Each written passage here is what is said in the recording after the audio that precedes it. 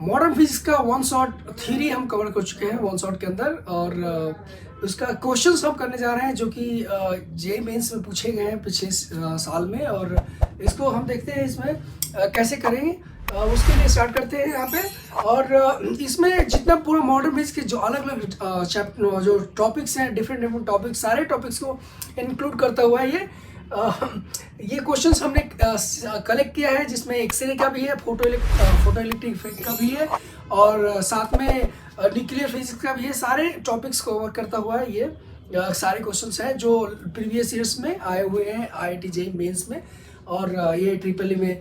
तो ओके, तो स्टार्ट करने से पहले मैं बोलूँगा कि अगर आपने हमारे चैनल को सब्सक्राइब नहीं किया अभी तक तो प्लीज़ सब्सक्राइब कर लीजिए, जिससे कि हम ज़्यादा से ज़्यादा आसानी से आपको सारी वीडियोस प्रोवाइड कर पाए, अपने आप वीडियोस प्रोवाइड हो आपके पास चले जाए, और अपने दोस्तों में भी आप शेयर करिए इससे, जिससे उनको फ़ायदा हो इस काफ़ी अच्छे से वो भी कर पाएँ और इफेक्टिवली आप अपने एग्जाम में काफ़ी अच्छा कर पाएँ। ओके, स्टार्ट करते हैं। तो देखिए, पहला क्वेश्चन है फोटो इलेक्ट्रिक इफेक्ट से क्वेश्चन है। अब इसमें ये बोला गया है कि देखिए AIEEE का क्वेश्चन है। AIEEE बेसिकली JEE मेंस की तरह ही एग्जाम होता था, उस वही एग्जाम आप समझिए सिमिलर एग्जाम है। बेसिकली नाम चेंज हो गया है AIEEE का और JEE मेन रख दिया गया है, लेकिन पहले AIEEE होता था। तो चीज़ें सेम है, लेवल भी सेम होगा। अकॉर्डिंग टू इसमें बेसिकली बोला गया है कि जब फोटो इलेक्ट्रिक इफेक्ट में किसके बीच में ये किया गया था, plot of the kinetic energy, okay, और किसके बीच में वर्सेस फ्रीक्वेंसी के बीच में। तो जो इसका जो स्ट्रेट लाइन आता है उसका स्लोप क्या होगा स्ट्रेट लाइन का। तो अगर थोड़ा सा इसको इसका इक्वेशंस की बात करें तो देखिए, आपको पता है कि करंट जो Ke max होता है, Ke max equal to E minus W होता है, और that is equal to HF minus W हो जाएगा, या तो HF नॉट भी लिख सकते हो। ठीक है, अब आप प्लॉट कर रहे हो फ्रीक्वेंसी और इसके बीच में, तो अगर प्लॉट करेंगे इसको, तो प्लॉट अगर करोगे आप तो कुछ इस तरह का ग्राफ आता है। This is the Ke max, Ke, और ये फ्रीक्वेंसी आएगा। तो ग्राफ जो आएगा कुछ इस तरह से आएगा, ये यहाँ पे जाके टच कर रहा है, ठीक है ना, यहाँ से ये जाके यहाँ पे टच कर रहा है, ठीक है। तो ये जो आएगा, कोई से भी आप ड्रॉ करेंगे अलग अलग फ्रीक्वेंसी के लिए, तो अलग अलग फ्रीक्वेंसी के लिए आप ड्रॉ कर लो, कोई दिक्कत नहीं है, लेकिन सबका स्लोप जो होगा ना सेम होगा। स्लोप है क्या, ये वाला स्लोप है। बेसिकली अगर आप इसको प्लॉट करेंगे तो देखिए ये किसका फॉर्म है, ये फॉर्म है y equal to mx plus c का फॉर्म है। y equal to mx plus c का फॉर्म, देखिए y equal to mx plus c का फॉर्म है, y equal to mx plus c का फॉर्म है। तो ये स्लोप इसका क्या है, स्लोप ये है, और ये स्लोप तो कांस्टेंट होता है। ओके, स्लोप कांस्टेंट होगा, इसलिए स्लोप जो होगा वो कांस्टेंट होगा, राइट। यहाँ पे स्लोप कांस्टेंट होगा। तो यहाँ पे देख सकते हो क्या है, राइट। यहाँ पे दे रखा है इन्होंने कि स्लोप कांस्टेंट होगा, डिपेंड नहीं करेगा,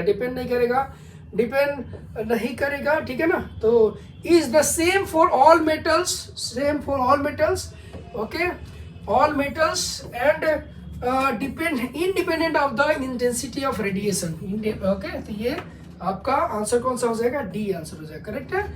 नेक्स्ट क्वेश्चन पे चलते हैं। तो ये जो इसकी थ्योरी है, इसकी थ्योरी हमने बहुत आसान तरीके से डिस्कस किया है। हम अपने वन शॉट के अंदर, वन शॉट में हमने जो इसकी थ्योरी कवर किया उसमें आसानी से आप इसको थ्योरी बहुत कम समय में आप उसको कवर कर सकते हैं, ठीक है। बहुत कम से कम समय में आप इसको कवर कर सकते हैं। ओके, ये दूसरा एक एग्जाम, मतलब उसमें ये भी आया हुआ है प्रीवियस ईयर्स क्वेश्चंस में। तो प्रीवियस ईयर्स में if a photo cell is use for light of wavelength this one, तो यहाँ पे वेवलेंथ जो यूज हो रहा है, this is the lambda wavelength use हो रहा है। And if sodium and copper, this one ये है और ये are used as cathode, whose work function एक का इतना है, मतलब किसका वर्क फंक्शन सोडियम का जो है वो है कितना, 2 इलेक्ट्रॉन वोल्ट, और वर्क फंक्शन किसका भाई, कॉपर का ये कितना है, 4 electron volt respectively. Then which of will be better for cathode. Cathode का मतलब क्या है, ये प्लेट जो है, ये प्लेट जिस पे लाइट गिरती है, लाइट जो गिरती है जिसके ऊपर, ओके, उसको आप कैथोड बोल रहे हो। तो जो लाइट गिर रही है उस लाइट से जो लाइट की जो एनर्जी होगी वो एनर्जी इसके वर्क फंक्शन से ज़्यादा होनी चाहिए, तभी इससे फोटो इलेक्ट्रॉन निकलेंगे, अदरवाइज नहीं निकलेंगे। ओके, यानी जो यहाँ से एनर्जी आप डाल रहे हो उसकी एनर्जी इसके वर्क फंक्शन से ज़्यादा होना चाहिए। ऐसे बोल सकते हो कि इसका वर्क फंक्शन ये जो एनर्जी डाल रहे हो उससे कम होना चाहिए, तभी यहाँ पे इलेक्ट्रॉन निकलेगा, अदरवाइज नहीं निकलेगा। ठीक है, नहीं निकलेगा। तो हमारे लिए बेटर क्या है, हमें क्या करना है, हमें तो इलेक्ट्रॉन निकालना है। हमारे लिए बेटर कौन सा होगा, ये होगा जिसका वर्क फंक्शन कम होगा। अब देखिए इसमें देख लेते हैं इसकी वैल्यू कितनी है, ये इतनी एनर्जी आ रही है, तो ये एनर्जी आ रही है, तो इसको हम लिख सकते हैं hc बाई लैम्डा। और आपको पता है कि इसकी वैल्यू कितनी होती है, 1 2 3 4 375 होती है, लेकिन कैलकुलेशन आसान हो उसके लिए हम इतना लिख लेते हैं। और ये 4000 ये आएगा, इसको कैंसिल करके देखते हैं कितना है। तो ये आएगा कितना भाई, 3 पॉइंट समथिंग आ रहा है, 40, तो 0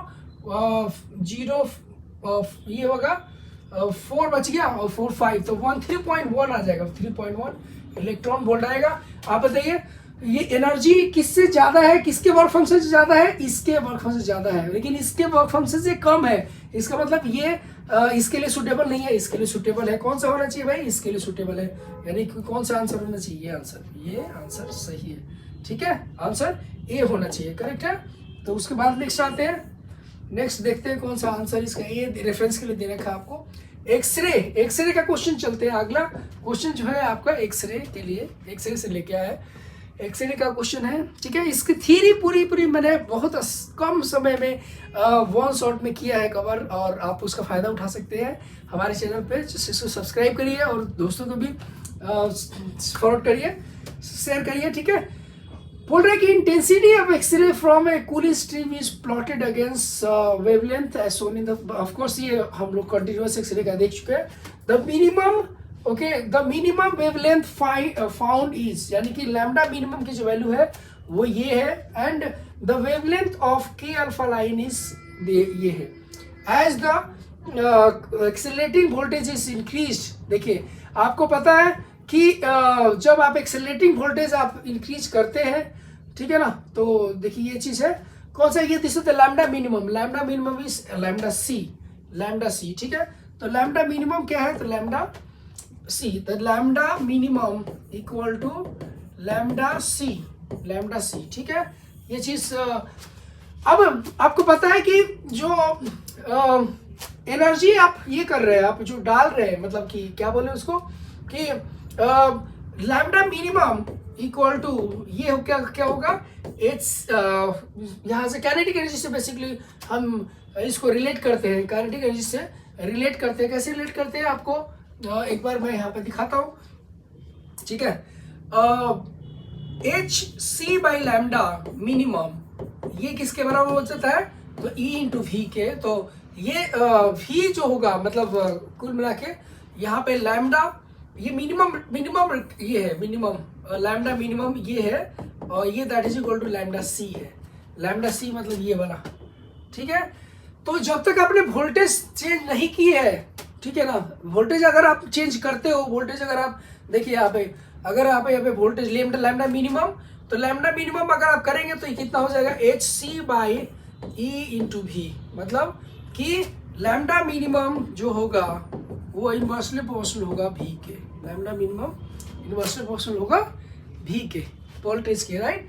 इसका मतलब कि वोल्टेज अगर आप चेंज करें, वोल्टेज इंक्रीज करेंगे तो लैम्डा मिनिमम घटेगा, मतलब लैम्डा मिनिमम अभी की इस तरफ जाएगा, मतलब यहाँ पे जाएगा, उधर नेगेटिव तो नहीं जाएगा, बस यहाँ पे इस तरफ जाएगा। अब देखिए ये जो है ना, दे रखा है इन्होंने कि लैम्डा के जो है, ये लैम्डा के क्या है, के अल्फा के जो के अल्फा जा रहा है उसका लैम्डा है, और वो कैरेक्टरिस्टिक वेवलेंथ, कैरेक्टरिस्टिक एक्सरे का वेवलेंथ है, वो चेंज नहीं होगा। लैम्डा मतलब जो एल ऑर्बिट से के में जाने का जो डिफरेंस है, यानी कि दो ऑर्बिट्स के बीच का जो एनर्जी गैप है, वो तो चेंज नहीं होने वाला है। ओके। कैरेक्टरिस्टिक एक्सरे कैसे आता है, तो जंप से, एक ऑर्बिट से दूसरे ऑर्बिट में जंप होता है, उसकी वजह से जनरेट होता है। तो ये चेंज नहीं होने वाला है, ठीक है। ये जब चेंज नहीं होने वाला मतलब कि यहाँ पे जो ये आपका अल्फा है, ठीक है ना, ये अल्फा है, तो मतलब यहाँ पे लैम्डा के, अब ये देखिए ये तो चेंज नहीं होने वाला, ये चेंज नहीं होने वाला, ये सेम रहेगा। लेकिन पहले जो डिफरेंस ये था, अब नया डिफरेंस क्या होगा बताइए, नया डिफरेंस कौन सा होगा? अब ये नया डिफरेंस ये हो जाएगा, मतलब क्योंकि ये इस तरफ भाग रहा है, इस तरफ मूव कर रहा है, तो ये डिफरेंस ये होगा, मतलब डिफरेंस क्या करेगा, डिफरेंस बढ़ेगा, डिफरेंस इंक्रीज होगा। आया बात समझ में? ये डिफरेंस मतलब दिस, भाई इस तरफ भाग गया तो ये डिफरेंस बढ़ जाएगा, डिफरेंस इंक्रीज होगा, ये आंसर होना चाहिए, ठीक है। ये आपका डिफरेंस इंक्रीज होगा क्योंकि ये लैम्डा सी और घट रहा है, ये लैम्डा के तो सेम का सेम रहेगा, लेकिन लैम्डा सी घट रहा है, तो ये तो आंसर आपका हो जाना चाहिए ये फर्स्ट, ये ऑप्शन आपका आंसर होगा, ठीक है।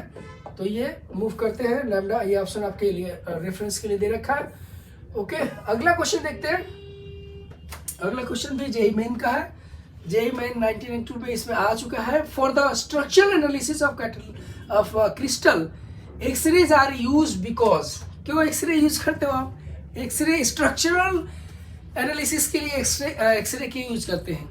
क्योंकि इसका वेवलेंथ बहुत कम होता है, और इसका वेवलेंथ कम होता है, इसका वेवलेंथ कितना कम होता है, तो बेसिकली एटम्स के बीच में जो सेपरेशन है ना, एटम के बीच में जो सेपरेशन है, उनका सेपरेशन मतलब एटम के बीच के सेपरेशन के रेंज में आता है, ये एटम के बीच के सेपरेशन के रेंज में आता है, ठीक है ना। इसका वेवलेंथ काफी कम होता है एक्सरे का, और ये रेंज इसका वेवलेंथ का रेंज जो एटॉमिक डिस्टेंस होती है उसके रेंज में आता है, इसलिए अंदर आराम से पेनिट्रेट कर जाता है। और दूसरे अगर वेवलेंथ लोग हैं जिसकी वेवलेंथ हाई है, जो हाई है, बड़े ज़्यादा वेवलेंथ है, तो उस इंटर एटॉमिक डिस्टेंस उसके बीच में नहीं जा पाएगा, एनालाइज नहीं हो पाएगा, ठीक है।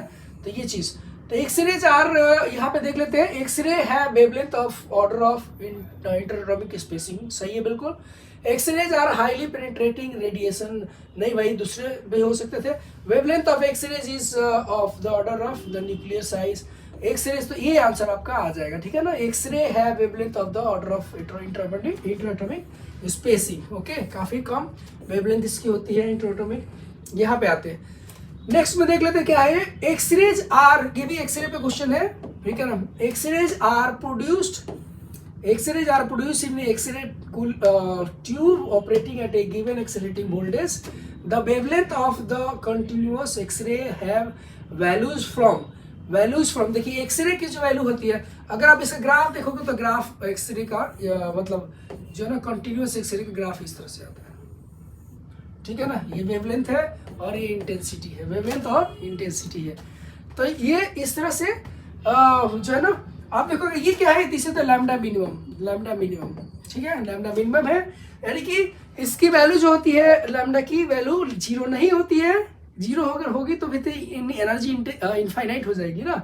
आपको पता ना ये लैम्डा की वैल्यू क्या होगी, लैम्डा इक्वल टू मतलब H C by lambda equal to E into V होती है, तो यहाँ से लैम्डा की वैल्यू आएगी H C by E into V, H C by E into V, ठीक है, ये चीज़।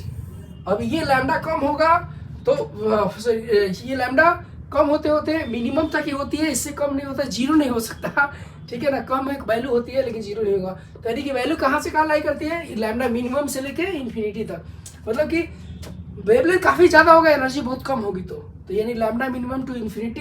ये देखते क्या है, लैम्डा की वैल्यू कहाँ से कहाँ लाई करिए, जीरो टू इन्फिनिटी, नहीं जीरो नहीं हो सकता, दिस इज रॉन्ग। ये लैम्डा मिनिमम टू इन्फिनिटी, ये सही है बिल्कुल। ये भी देख लेते हैं, zero to lambda max where lambda mean max less than, ये भी गलत, जीरो नहीं हो सकती। Lambda minimum to lambda max, नहीं ये भी गलत है, ठीक है। तो ये आंसर आपका आंसर बी आ जाएगा, ठीक है। ये देख रहे हो ना, लैम्डा की वैल्यू जीरो नहीं हो सकती क्योंकि ये तभी पोटेंशियल इनफाइनाइट लगाना पड़ेगा, पोटेंशियल इनफाइनाइट रखोगे तभी लैम्डा ये लैम्डा मिनिमम है, this is okay, lambda minimum है। तो यहाँ से आपको देख सकते हो, आपके रेफरेंस के लिए दे रखा है बी, ठीक है ना, रेफरेंस के लिए बी दे रखा, जो कि हम आपके रेफरेंस के लिए यहाँ पे दे रखा है। अब अगला क्वेश्चन है एटॉमिक स्ट्रक्चर पे, ये भी IIT जेईई में आया हुआ क्वेश्चन है, जेईई मेन में आया हुआ क्वेश्चन है, इसको देख लेते हैं। ओके, जेई का सारे क्वेश्चंस अच्छे से क्वेश्चंस है जो कि अब एक्सरे यहाँ पे देख लेते हैं एटॉमिक स्ट्रक्चर में। The transition from the state n=4 to n=3 in a hydrogen like atom results in ultraviolet radiation. ठीक है ना, मतलब कि अगर कोई देखिए ये नहीं बोला कि हाइड्रोजन एटम है, ये बोला है कि हाइड्रोजन लाइक एटम है। हाइड्रोजन एटम नहीं है, ये हाइड्रोजन लाइक एटम है, मतलब कोई दूसरा भी हो सकता है, बस ये कि इसके ऑर्बिट में एक ही इलेक्ट्रॉन है और इसके ओके, इसलिए हाइड्रोजन लाइक एटम है। ठीक है ना, हाइड्रोजन लाइक एटम करेक्ट है।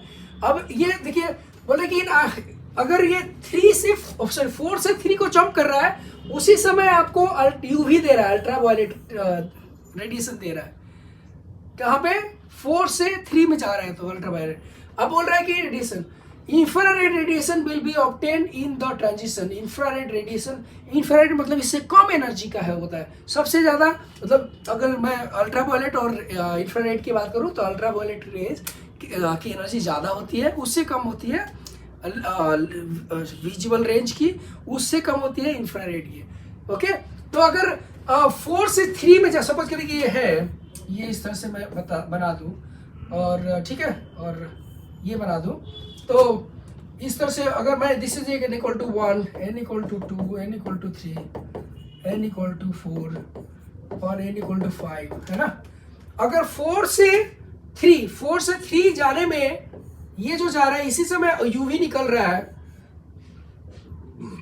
ओके, तो इंफ्रारेड रेडिएशन कब निकलेगा भाई, ये गैप ही यूवी दे रहा है। तो अब क्या होगा कि भाई ये अब इसके अलावा कौन सा होगा, देखिए ये जो गैप है ना, इससे ज्यादा गैप होता है ये वाला, इससे ज्यादा गैप ये वाला होता है। मतलब अगर ज्यादा गैप होगा तो इससे ज्यादा एनर्जी देगा और इससे कम गैप होगा तो कम एनर्जी देगा। मतलब इससे ज्यादा, अगर मैं थोड़ा इसको और प्रिसाइसली बनाऊं तो ये ऐसे होता है,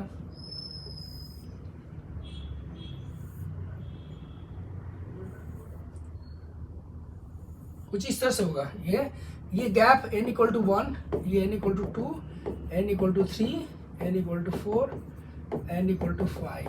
ठीक है, इसी तरह से आप देख सकते हो। गैप की बात करोगे तो गैप अगर आप देख रहे हो तो गैप जो है ये सबसे ज्यादा गैप है, उससे कम गैप ये, उससे कम गैप ये और इससे कम गैप ये होता है। देख रहे हो ना, ये गैप से कम गैप ये होता है। ठीक है, ये गैप से ये गैप कम होता है, समझ में बात। तो ये मतलब कि इधर वाले में एनर्जी गैप कम है तो कम एनर्जी का मिलेगा, लेकिन इधर वाले का गैप ज़्यादा है, एनर्जी ज़्यादा मिलेगा। आपको क्या चाहिए, आपको इंफ्रारेड चाहिए यानी कम एनर्जी वाला चाहिए, तो कम जो है ना जंप होना चाहिए, वो इस तरह से होना चाहिए। देखिए 2 से 1 जाएगा तो और ज़्यादा एनर्जी मिलेगा। देखिए 2 से 1 जाएगा तो ज़्यादा एनर्जी ये नहीं हो सकता। 3 से 2 जाएगा तो ये भी ज़्यादा एनर्जी होगा। 4 से 2 जाएगा भाई, 4 से 2 गया तो ये भी ज़्यादा गैप हो गया। कौन सा पॉसिबिलिटी है, 5 से 4, मतलब ये वाला गैप कम होगा। 4 से 3 से जो गैप है 4 से 3 का, उससे कम गैप इसका होगा। ठीक है, तो ये आपका आंसर आएगा। ठीक है, होपफुली ये समझ में आ गया है। आगे चलते हैं नेक्स्ट पे। देखिए डी आंसर है, आपके रेफरेंस के लिए दे रखा है, डी आंसर रेफरेंस के लिए दे रखा है आपका। ठीक है, ये चीज़। उसके बाद नेक्स्ट आते हैं, नेक्स्ट क्वेश्चन, ये भी उसी पे है, उसी पे क्वेश्चन है। The electron in a hydrogen atom makes a transition from an excited state to ground state, which of the following statement is true. Okay, तो ये क्वेश्चन आया हुआ है स्क्रीनिंग टेस्ट में। ठीक है ना, वैसे भी आईआईटी उस समय आईआईटी मेन को ही स्क्रीनिंग टेस्ट बोलते थे। ठीक है, उसकी स्क्रीनिंग टेस्ट बोलते थे।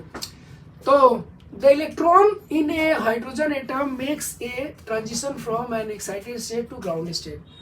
Okay, which of the following statement is true? तो its kinetic energy, अब excited state से lower state में आता है, मान लीजिए ये है n = 1, ये है, ठीक है ना, n = 2, n = 3, n = 4।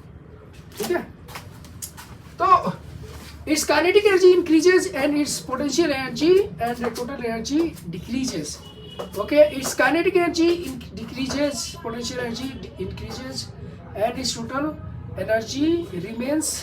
Okay, तो एनर्जी आपको पता है, एनर्जी की जो वैल्यू आती है कितनी आती है, -13.6 electron volt, okay, divide by N square, ये आती है। ओके, तो नेगेटिव होने की वजह से अगर मैग्नीट्यूड बड़ा है लेकिन नेगेटिव लगा है तो वैल्यू छोटी हो जाती है। ठीक है, यानी कि ऐसे बोलो कि जब इन्फिनिटी में होगी तो सबसे ज़्यादा एनर्जी होती है, उससे कम एनर्जी और अंदर जाते हैं तो एनर्जी कम होती है, सबसे कम एनर्जी इसकी होती है। ठीक है, सबसे कम एनर्जी इसकी रहेगी, राइट, सबसे एनर्जी कम रहेगी, सबसे कम -13.6 इलेक्ट्रॉन वोल्ट हाइड्रोजन के लिए, ठीक है ना। तो it's kinetic energy increases and it's potential energy and total, और ऑप्शन देख लेते हैं, इसमें सारे ऑप्शन एक साथ देख लेते हैं। ठीक है, तो ये it's kinetic energy and total energy, okay, ये दे रखे हैं total, it's kinetic energy and total energy decreases and it's potential energy. तो काइनेटिक एनर्जी ये दे रखा है, तो बेसिकली काइनेटिक एनर्जी के बारे में ही बात कर रहा है। ठीक है ना, तो एक्साइटेड स्टेट से ग्राउंड स्टेट में आता है तो क्या होता है, एक्साइटेड स्टेट से काइनेटिक ग्राउंड स्टेट में आएगा तो क्या होगा, इस kinetic energy increases and it's potential energy and total energy decreases. Okay, तो आपको पता है कि मैंने बताया कि सबसे अंदर वाले का एनर्जी सबसे कम होता है, इसका एनर्जी सबसे कम होगा, उसके से ज़्यादा इसकी, उससे ज़्यादा एनर्जी इसकी, इसकी ज़्यादा एनर्जी इसकी ज़्यादा, इन्फिनिटी में जो होगा ऑर्बिट उसकी एनर्जी कितनी होगी, 0 होगी, मैक्सिमम होती है, इसकी एनर्जी -13.6 होती है। ठीक है, अब एनर्जी और देखिए टोटल एनर्जी, पोटेंशियल एनर्जी और काइनेटिक एनर्जी ये कैसे रिलेटेड होते हैं। अब जंप करेगा, वहाँ से यहाँ जंप करेगा तो एनर्जी उसकी घटेगी, एनर्जी घटेगी, और एनर्जी घटेगी, डिक्रीज करेगी। अब ये रिलेट कैसे होते हैं, E = -k, अब मतलब E = -k और = U/2।